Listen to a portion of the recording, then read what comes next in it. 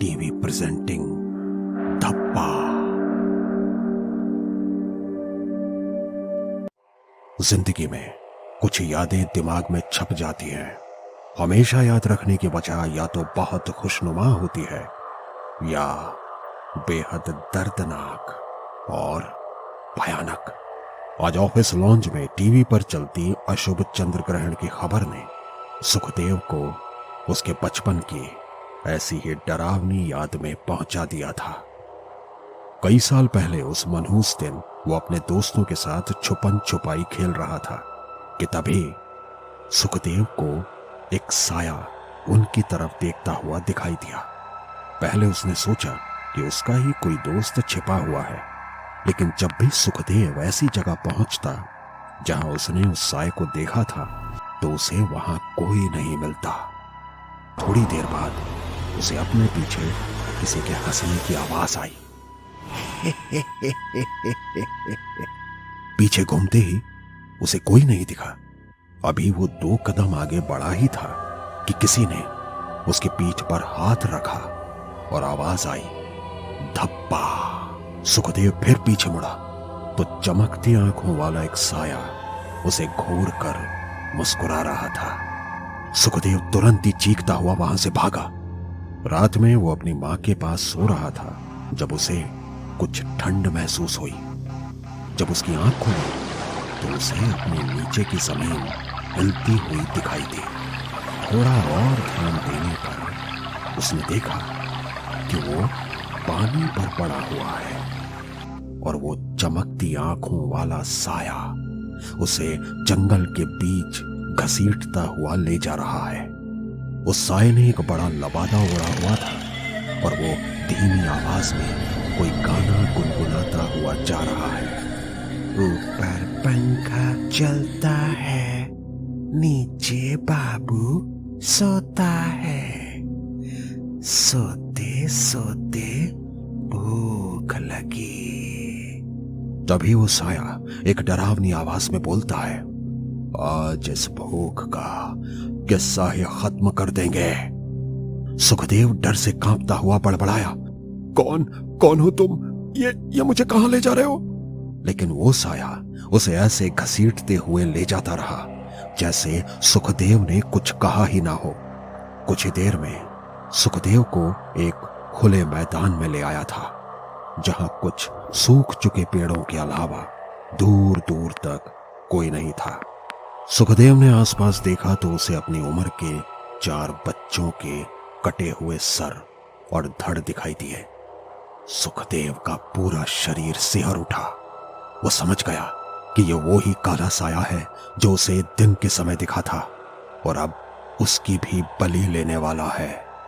साया बलि की सेज सजा रहा था और बाकी सामान तैयार कर रहा था। इधर सुखदेव पूरा जोर लगाकर चीखा, लेकिन उसकी चीख उस सुनसान इलाके में दबकर रह गई। उसकी चीख सुन साये ने पहली बार अपना चेहरा उसकी तरफ किया। मांस के बुलबुलों से बना चेहरा उसकी आंखों से उसकी आत्मा में झांक रहा था। बिना कुछ बोले भी सिर्फ उसकी नजर ही सुखदेव का खून सुखाने के लिए काफी थी। सुखदेव में अब फिर से चीखने की हिम्मत नहीं थी। उसने देखा कि एक बच्चे का कटा हुआ सर उसे देखकर मुस्कुरा रहा था। अरे ये तो सुमित है, मेरे स्कूल का साथी जो दिन में मेरे साथ खेल रहा था। हे भगवान, अब क्या मैं भी सुमित की तरह मर जाऊंगा? सुखदेव ये सोच ही रहा था कि सुमित का कटा हुआ सर बोला, डरो मत दोस्त, सब ठीक हो जाएगा। ये सुनकर खुद को बचाने के लिए उसके अंदर जाने कहां से शक्ति और हिम्मत जाग गई और सुखदेव किसी तरह उस मैदान से उठकर भागा। उसने अंदाजा लगाया कि वो भयानक साया तो बहुत दूर था। इससे पहले कि वो साया उस तक चलकर आए वो वहां से बहुत दूर भाग सकता है। सुखदेव भागा, लेकिन कुछ ही दूर आने पर वो एक डाल पर अटक कर गिर गया। अंधेरे में उस डाल पर ध्यान देने पर उसे पता चला कि वो कोई डाल या रुकावट नहीं बल्कि एक बच्चे की सरकटी लाश थी जिसके हाथ ने सुखदेव के टांग को जकड़ लिया था। अचानक उस बच्चे का हाथ बड़ा होने लगा और उसके नाखून निकल आए। सुखदेव पूरी शक्ति लगाकर उसकी पकड़ से छूट तो गया, लेकिन उसका पैर जख्मी होकर लहूलुहान हो गया था। भागते हुए सुखदेव ने जब पीछे का नजारा देखा तो उसकी रूह कांप गई। बाकी चारों बलि चढ़े बच्चों की सरकटी लाशें उसके पीछे आ रही थी और उनके कटे हुए सर भी हवा में लहराते हुए सुखदेव को मुस्कुराते हुए देख रहे थे। कुछ देर भागने के बाद सुखदेव किसी तरह गांव के पास वाले जंगल में घुसा और एक पेड़ के पीछे छिप गया। अब भी वो साया और बच्चों की सरकटी लाशें उसे ढूंढ रही थी। रुक रुक कर सांसें लेता सुखदेव तब जड़ हो गया जब पीछे से किसी ने उसकी पीठ पर हाथ मारा और उसे सुमित की जानी पहचानी आवाज सुनाई दी, धप्पा, पकड़ा गया। पीछे मुड़ते ही उसे सुमित का हवा में लहराता हुआ सर और उसके पीठ पर हाथ रखा धड़ दिखाई दिया। बाकी लाशें और साया भी उसके पास आ गए। अब सुखदेव चारों तरफ से घिर गया था, लेकिन तब तक गांव वाले कई मशाले लेकर जंगल के पास पहुंच चुके थे, तो वो साया वहां से गायब हो गया और बच्चों की लाशें बेजान होकर उनके आसपास गिर गई। इतने सालों में उस अनजान साए से बचने वाला वो अकेला बच्चा था। सुमित का कटा सर जैसे अब भी उसकी ओर देखकर मुस्कुरा रहा था। कई साल बीतने के बाद और अपने गांव से दूर एक बड़ी कंपनी में काम करते हुए भी सुखदेव को यह सब ऐसे याद था जैसे कल की बात हो। आज उसकी टीम में एक नया मेंबर आ रहा था।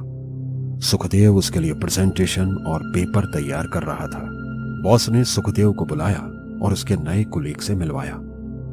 सुखदेव को उसका चेहरा कुछ जाना पहचाना सा लग रहा था, जैसे उसने उसे कहीं देखा हो। बॉस ने जब नए टीम मेंबर का नाम बताया तो सुखदेव के पैरों तले जमीन खिसक गई। सुमित। और मुस्कुराते हुए सुमित ने सुखदेव की तरफ अपना हाथ आगे बढ़ाया तो जैसे उस दहशत भरे दिन की सारी तस्वीरें उसकी आंखों के सामने घूम गई। एक झटके में सुखदेव लड़खड़ाकर पीछे गिर पड़ा। बॉस सुखदेव के बर्ताव से हैरान था। सुखदेव उसे माफी मांगकर तुरंत बाथरूम में गया। बाथरूम के एक स्टॉल में कोई वही पुराना गाना गुनगुना रहा था। ऊपर पंखा चलता है, नीचे बाबू सोता है, सोते सोते भूख लगी। सुखदेव की धड़कनें उस पुरानी रात की तरह ही तेज हो गई थी। तभी उसकी पीठ पर एक हाथ लगा और आवाज आई, धप्पा। सिहर कर जब वो पलटा तो सुमित की सर कटी लाश खड़ी थी और हवा में लहराता सर उसे देखकर मुस्कुरा रहा था। उधर बाथरूम के उस स्टॉल का दरवाजा खुला और उसमें से चमकती आंखों वाला वही साया निकला। तो दोस्तों, कैसी लगी आपको हमारी ये स्टोरी? कमेंट सेक्शन में जरूर बताइएगा और हमारे चैनल को सब्सक्राइब कीजिए ऐसी ही स्पूकी और डरावनी कहानियों के लिए। डरते रहिए डर टीवी पर।